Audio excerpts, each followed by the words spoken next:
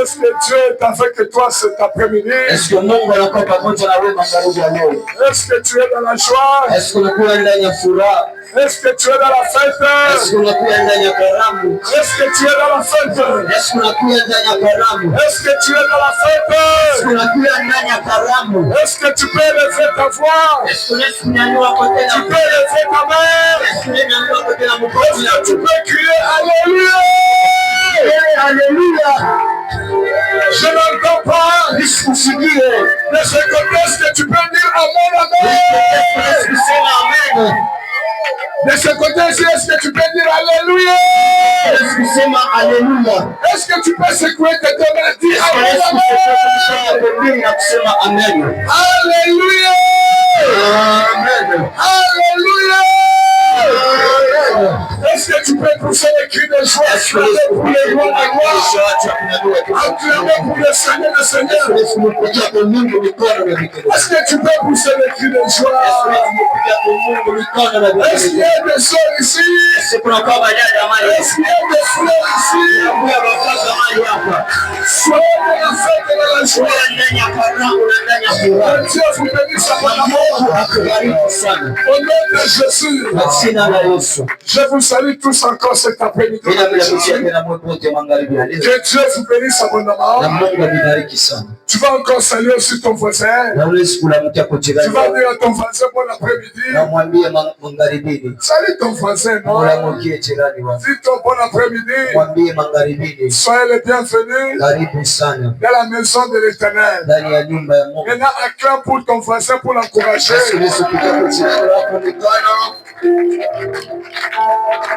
Que Dieu vous bénisse, mon frère, vous asseoir. Que Dieu soit loué encore cet après-midi. Nous disons merci à notre Dieu pour encore l'opportunité qu'il nous accorde encore cette deuxième journée de se tenir devant lui pour prêcher la parole. J'ai toujours dit qu'il n'y a jamais de hasard dans la présence de Dieu. L'Église ne fonctionne pas par notre imagination ou par nos pensées. Mais cela a été fait par l'Esprit de Dieu, afin que tout concourt au bien de ceux qui aiment Dieu. C'est Dieu qui choisit. Même nous là, on n'avait même pas la pensée d'être un serviteur dans ce temps-là. Je ne pensais même pas à ces choses-là. Ce n'était même pas dans nos idées. Quand un pasteur vient prier chez vous, tu regrettes même, tu dis, il fait passer mon temps. Pendant ce temps-là, on était même musulmans. On n'était même pas chrétiens. Mais on avait des visitations des hommes de Dieu. Il arrive chez nous là, moi je suis vrai. D'abord, il nous surprend, on ne savait même pas qu'il devait venir. Pour vous dire que pour être enseigneur, ce n'est pas un hasard. Pour être un serviteur, ce n'est pas un hasard. Ce n'est pas nous qui avons choisi, mais c'est Dieu qui nous choisit. C'est pour cela on a fait partie de la sélection. Ce n'est pas l'apôtre, mais c'est Dieu lui-même. Ah, toi tu n'es pas content, hein? Toi tu n'es pas content, je vois. Sois dans la joie. C'est Dieu qui fait la sélection. Et nous disons merci pour cela. Parce que Dieu a utilisé quelqu'un qui est l'ange de l'église, l'excellence Prince, pour nous donner cette confiance, opportunité, qu'on soit dans sa présence pour prêcher la parole. Nous disons merci à l'homme de Dieu. Que Dieu vous bénisse encore. Acclamez pour l'homme de Dieu. S'il n'était pas ici, on ne devait pas être aussi ici. On ne devait pas même se connaître. C'est comme Maman Dorcas avait dit. J'avais bien suivi le dimanche. C'est grâce à lui que toi et moi, nous sommes ici. Alléluia. Si lui aussi avait refusé l'appel, on ne devait pas être ici. Gloire soit rendue à Dieu. Parce qu'il s'est fait humble. Il s'est fait humble pour accepter l'appel de Dieu. Afin que toi et moi, que nous puissions nous réunir en ce jour. On ne connaissait pas, même lui ne connaissait pas. Comme cela a été dessiné par Dieu, comme cela a été préparé par Dieu.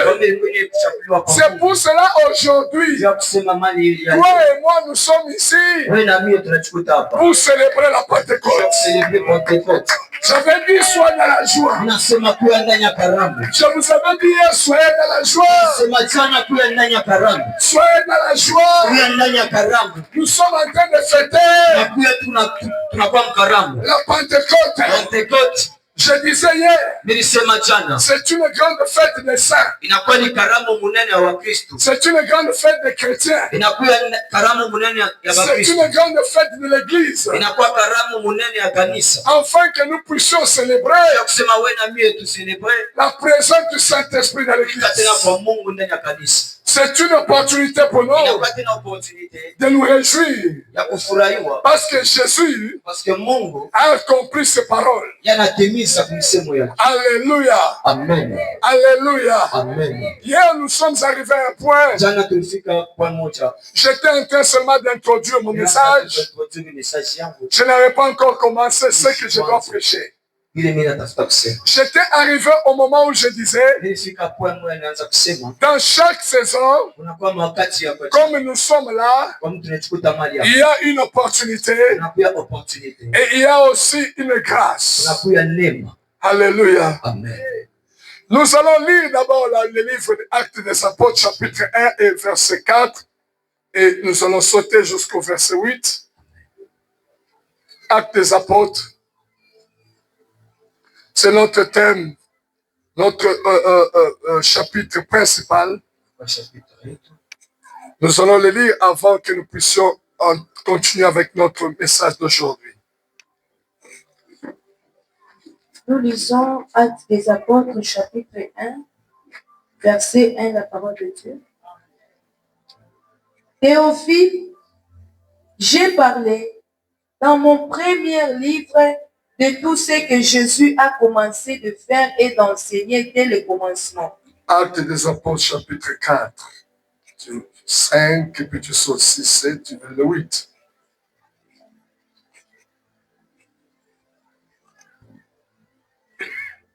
Le lendemain, les chefs du peuple... Non. Chapitre 1, verset 4. Actes des Apôtres. Ok, je vais lire. Comme il s'est trouvé avec eux, il est recommanda de ne pas s'éloigner de Jérusalem, mais d'attendre ce que le Père avait promis, ce que je vous ai annoncé, leur dit-il. Car Jean a baptisé d'eau, mais vous, dans peu de jours, vous serez baptisés du Saint-Esprit. Mais vous recevez une puissance, verset 8, le Saint-Esprit survenant sur vous, et vous serez mes témoins à Jérusalem, dans toute la Judée, dans la Samarie, jusqu'aux extrémités de la terre. Acclamez pour la parole de l'évangile. Alléluia. Amen. Que Dieu bénisse sa parole. Nous sommes ici, nous réunis dans une fête, en train de célébrer la Pentecôte. La Pentecôte ne peut jamais être célébrée, sans la parole. Ce qui pousse la Pentecôte d'arriver, ce qui a poussé la Pentecôte d'arriver, il a fallu qu'il y ait la parole. Tout a débuté avec la parole. Si Jésus n'avait pas dit la promesse de la parole ne devait pas s'accomplir. Ça veut dire quoi? Le Saint-Esprit ne pouvait pas arriver. Il a fallu qu'il y ait une parole afin que le système soit activé. Pour que le Saint-Esprit se prépare pour son arrivée. J'aimerais dire à quelqu'un quelque chose. La Pentecôte, pour que tu puisses la recevoir et la célébrer comme il faut, il faudrait que tu puisses disposer ton cœur, que tu puisses prendre ton temps. Alléluia. D'écouter la parole. C'est cette parole qui te motivera de recevoir le Saint-Esprit ou d'être restauré par le Saint-Esprit. Est-ce que vous me suivez bien? La parole, c'est ça qui te poussera à stimuler la présence du Saint-Esprit, de répondre aux besoins de ta prière et aux supplications, même à ton intercession, même à la solution de ton problème. Dieu, il ne peut jamais rien faire s'il n'y a pas la parole. La Bible nous dit, c'est lui-même qui est la parole. Il fallait que Dieu lui-même, la Bible nous dit au commencement, il était la parole. Et la parole était avec lui. Et la parole était lui-même. Dans le livre de Genèse, Dieu était assis lui-même. Il contemplait le monde. La Bible nous dit, la terre était vide et informe. Ça veut dire la terre n'avait pas de forme. Et il a vu que la terre n'était pas vraiment bonne. Ce n'était pas vraiment informe et vide. Il a vu que ce n'était pas bon. Et Dieu se dit lui-même, il faudrait que je dise quelque chose. Enfin que quelque chose se manifeste. Il a commencé à déclarer des paroles. Et la Bible nous dit, quand il était en train de déclarer des paroles, il était clair. La Bible nous dit ceci. Le Saint-Esprit, il était au-dessus de l'eau. Il était en train de marcher. Il était en train de voler au-dessus de l'eau. Il était en train de parcourir l'espace de l'eau. L'eau qui signifie la pureté. La pureté, le Saint-Esprit, il est en train de marcher sous la pureté. L'eau qui était la pureté. La Bible nous dit, Jésus-Christ, il n'est pas venu seulement avec le sang. Il n'est pas venu seulement avec le sang. Non, il n'est pas venu seulement avec le sang d'amour. Mais il est venu aussi avec de l'eau. C'est pour cela, lorsqu'on l'a percé à la croix de Golgotha, on lui a percé dans les côtes. La Bible me dit, il y avait l'eau qui est sortie. Et il y avait aussi le sang qui est sorti. Et quand l'eau est sortie, quand le sang est sorti, la Bible nous dit clairement, c'était maintenant la naissance de l'Église. L'Église a été basée sur l'eau et sur le sang. C'est là où il y avait la fondation de l'Église. L'Église a été née au travers de l'eau et le sang. Alléluia. Amen. Et au commencement de la création, le Saint-Esprit, il marchait sur l'eau. Il est en train d'attendre le coup de sifflet. Il est en train d'attendre le signe de Dieu.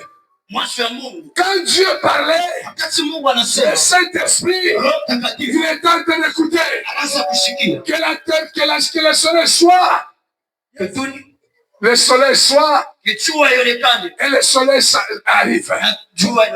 Que la lumière soit. Et la lumière arrive. C'est lui qui participait. C'est lui qui participait.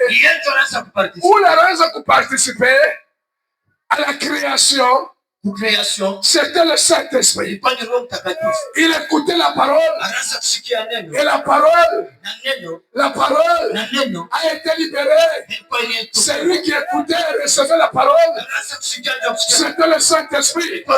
C'est le Saint-Esprit qui était en train de créer. Dieu n'avait pas le temps de commencer à façonner. Il parlait. Il savait qu'il y a quelque chose qui est un instrument qui doit façonner et qui doit créer. Le Saint-Esprit, il marche avec la pensée de Dieu. Il connaît ce que Dieu veut. Le Saint-Esprit connaît ce que Dieu veut. Et il dit, le Saint-Esprit ordonne. Le Saint-Esprit accomplit. Le Saint-Esprit exécute. Lorsque Dieu dit, le Saint-Esprit exécute. Le Saint-Esprit, il est le général de l'armée céleste. Il est le créateur. L'instrument puissant de créer. Il est en train de façonner. Dieu dit ceci. Il prend la parole. Il connaît comment fabriquer. Il connaît comment façonner. Il arrange le soleil apparaît. Il arrange le corps apparaît. Il arrange les parties du corps se réhabilitent. Dieu dit quelque chose. Le Saint-Esprit, il restaure le corps. Il va façonner. Il va arranger. Même la partie du corps qui a été affecté, il est capable de changer parce qu'il connaît comment créer. Dites Amen bien. Dites Amen bien. Le Saint-Esprit, il est en train de marcher sur la pureté. C'est pour cela l'eau. Interprète. C'est pour cela l'eau, on l'utilise souvent dans le ministère parce que l'eau, très souvent, s'accorde avec le Saint-Esprit.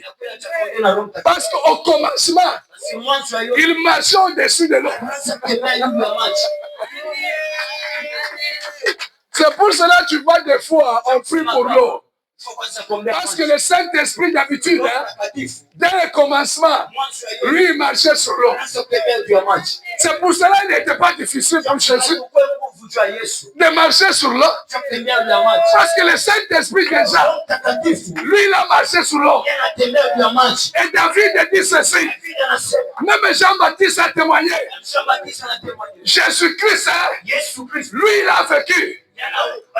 Avant que je sois, lui il était déjà, il existait déjà. C'est lui qui marchait sur l'eau. Quand il est venu physiquement, pour lui ce n'était pas un problème de marcher sur l'eau. Il a fait ça déjà en avance. Il est en train seulement de démontrer aux gens qui sont physiques de connaître que moi au commencement, j'ai marché sur l'eau. Moi quand tu es venu là, tu es en train de me regarder. J'ai marché sur l'eau il y a longtemps. Ce soir, cet après-midi, crois au Saint-Esprit. Crois au Saint-Esprit.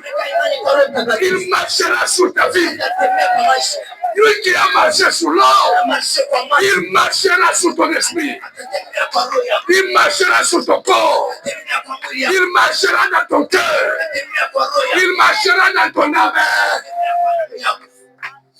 Jésus marchera. Il n'a pas commencé aujourd'hui. Toi là, tu as vécu seulement maintenant.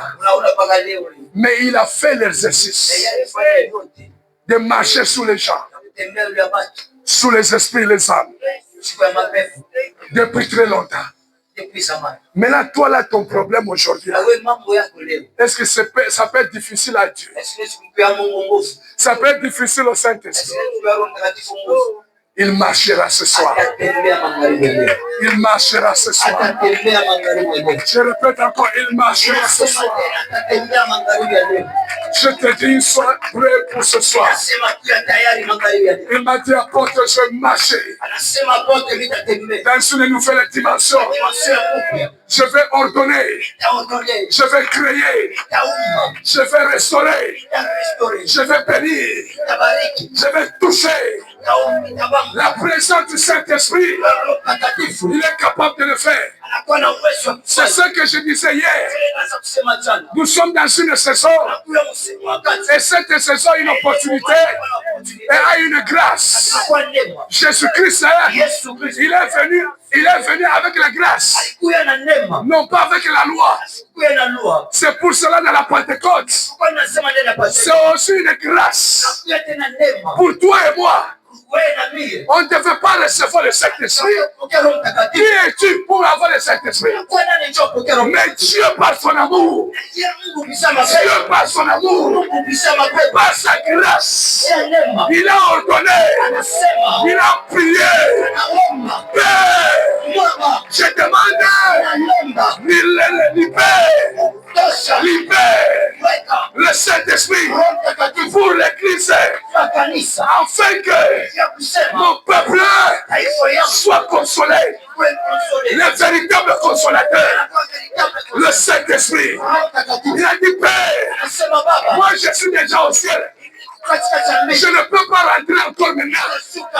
Mais ce peuple, je les regarde, j'ai pitié d'eux. J'ai pitié de l'Église. Les fils de Dieu. Jésus avait pitié. Parce qu'il n'était pas sur la terre. Il était déjà monté au ciel. Maintenant l'espoir s'est envolé. Il t'amène bien. Il t'amène bien. L'espoir s'est envolé. Les gens le regardaient. Maman, il y avait des cris. Même des pleurs. Marie regardait. C'est mon fils Jésus. Vraiment tu pars. Ils sont venus même chercher à les toucher. Ils ne me touchent pas. Ce que je suis maintenant, ce n'est pas le Jésus que vous connaissez. C'était l'autre Jésus. La Bible me dit, Dieu lui-même, par sa force, par sa puissance, il a libéré le Saint-Esprit. Il a récupéré Jésus-Christ d'entre les morts. Oh! Il y a quelqu'un qui est allé récupérer Jésus. Le Saint-Esprit. Il est descendu. Il a écouté la voix du Père. Il a dit Saint-Esprit, où es-tu? Où es-tu? Il dit Père, je suis en train de marcher sous la sainteté.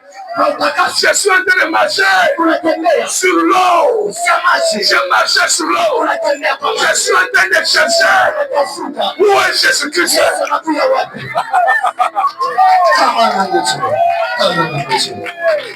Le Saint-Esprit, il marchait sur l'eau.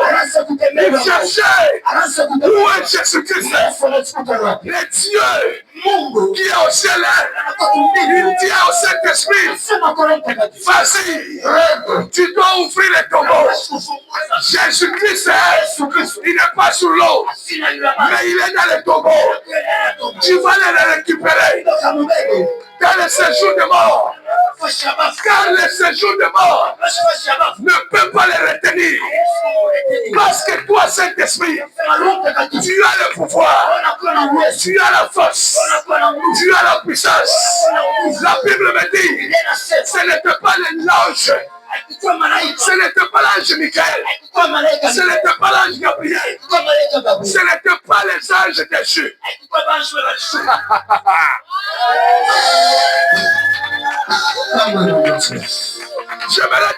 J'aimerais t'ouvrir la révélation. Dieu, pour chasser Satan au ciel, il a utilisé l'ange Michael pour chasser Satan au ciel. Mais quand son fils est descendu sur terre, il n'avait pas besoin de l'ange. Parce que l'ange n'avait pas la force, n'avait pas la puissance.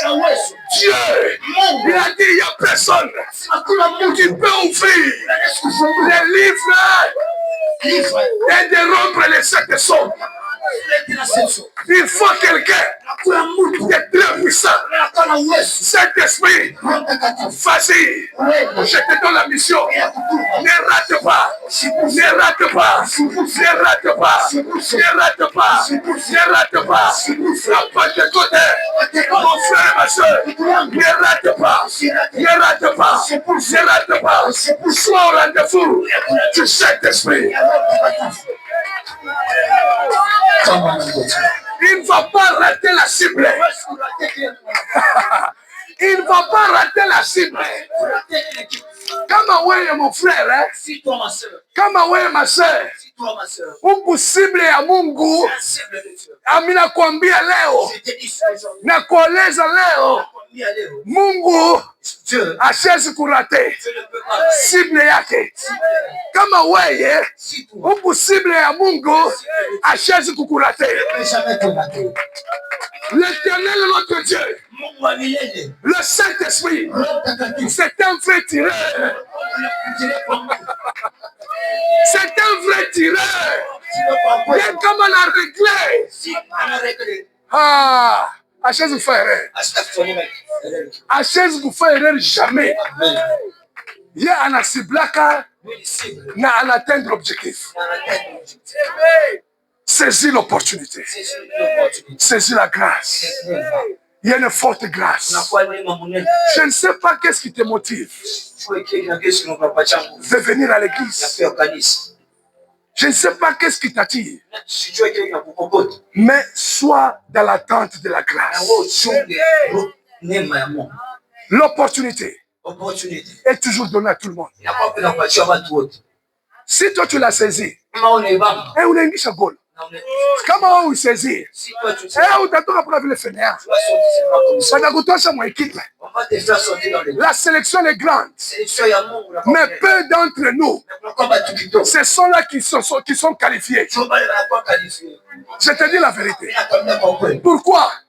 Il y a ceux qui prennent sérieusement et ceux qui ne prennent pas au sérieux. Alors, toi là, quand tu viens, c'est ta décision. Je dis c'est ta décision. C'est la foi que tu es en train de mettre en jeu. La foi que tu vas engager apportera une solution. Apportera une solution. Apportera une solution. Si tu amènes bien, si tu amènes bien, si tu amènes bien. Donc nous sommes dans la saison de Pentecôte. C'est l'arrivée officielle du Saint-Esprit. Alléluia. Pour ceux qui ne connaissent pas, la Pentecôte, c'est l'arrivée officielle du Saint-Esprit. Ça veut dire officiellement, il est descendu.